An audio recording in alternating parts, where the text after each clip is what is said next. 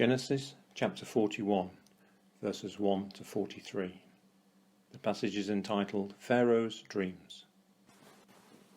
When 2 full years had passed, Pharaoh had a dream. He was standing by the Nile, when out of the river there came up 7 cows, sleek and fat, and they grazed among the reeds. After them 7 other cows, ugly and gaunt, came up out of the Nile, and stood beside those on the river bank. And the cows that were ugly and gaunt ate up the 7 sleek, fat cows. Then Pharaoh woke up. He fell asleep again and had a second dream. 7 heads of grain, healthy and good, were growing on a single stalk. After them 7 other heads of grain sprouted, thin and scorched by the east wind. The thin heads of grain swallowed up the 7 healthy full heads. Then Pharaoh woke up. It had been a dream. In the morning his mind was troubled, so he sent for all the magicians and wise men of Egypt. Pharaoh told them his dreams, but no one could interpret them for him. Then the cupbearer said to Pharaoh, "Today I am reminded of my shortcomings. Pharaoh was once angry with his servants, and he imprisoned me and the chief baker in the house of the captain of the guard. Each of us had a dream the same night, and each dream had a meaning of its own. Now a young Hebrew was there with us, a servant of the captain of the guard.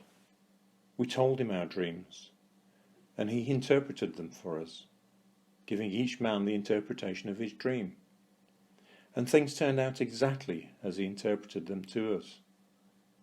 I was restored to my position, and the other man was impaled."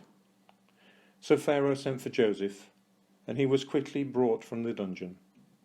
When he had shaved and changed his clothes, he came before Pharaoh.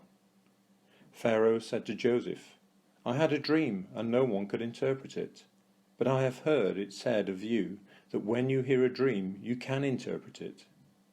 "I cannot do it," Joseph replied to Pharaoh, "but God will give Pharaoh the answer he desires." Then Pharaoh said to Joseph, "In my dream I was standing on the bank of the Nile, when out of the river there came up 7 cows, fat and sleek, and they grazed amongst the reeds. After them 7 other cows came up, scrawny and very ugly and lean. I had never seen such ugly cows in all the land of Egypt. The lean, ugly cows ate up the 7 fat cows that came up first. But even after they ate them, no one could tell that they had done so. They looked just as ugly as before. Then I woke up. In my dream I saw 7 heads of grain, full and good, growing on a single stalk. After them 7 other heads sprouted, withered and thin and scorched by the east wind. The thin heads of grain swallowed up the 7 good heads. I told this to the magicians, but none of them could explain it to me." Then Joseph said to Pharaoh, "The dreams of Pharaoh are one and the same. God has revealed to Pharaoh what he is about to do.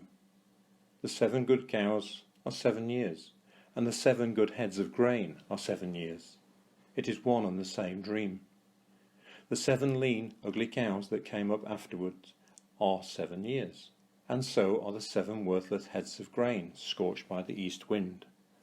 They are 7 years of famine. It is just as I said to Pharaoh. God has shown Pharaoh what he is about to do. 7 years of great abundance are coming throughout the land of Egypt, but 7 years of famine will follow them. Then all the abundance in Egypt will be forgotten, and the famine will ravage the land. The abundance in the land will not be remembered, because the famine that follows it will be so severe. The reason the dream was given to Pharaoh in 2 forms is that the matter has been firmly decided by God, and God will do it soon. And now let Pharaoh look for a discerning and wise man, and put him in charge of the land of Egypt. Let Pharaoh appoint commissioners over the land to take 1/5 of the harvest of Egypt during the 7 years of abundance. They should collect all the food of these good years that are coming, and store up the grain under the authority of Pharaoh, to be kept in the cities for food. This food should be held in reserve for the country, to be used during the 7 years of famine that will come upon Egypt, so that the country may not be ruined by the famine. The plan seemed good to Pharaoh and to all his officials. So Pharaoh asked them, "Can we find anyone like this man, one in whom is the Spirit of God?"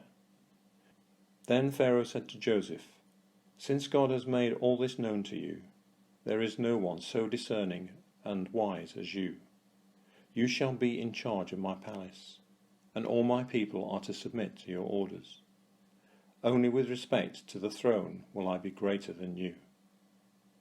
So Pharaoh said to Joseph, "I hereby put you in charge of the whole land of Egypt." Then Pharaoh took his signet ring from his finger and put it on Joseph's finger. He dressed him in robes of fine linen and put a gold chain around his neck. He had him ride in a chariot as his second in command, and people shouted before him, "Make way!" Thus he put him in charge of the whole land of Egypt.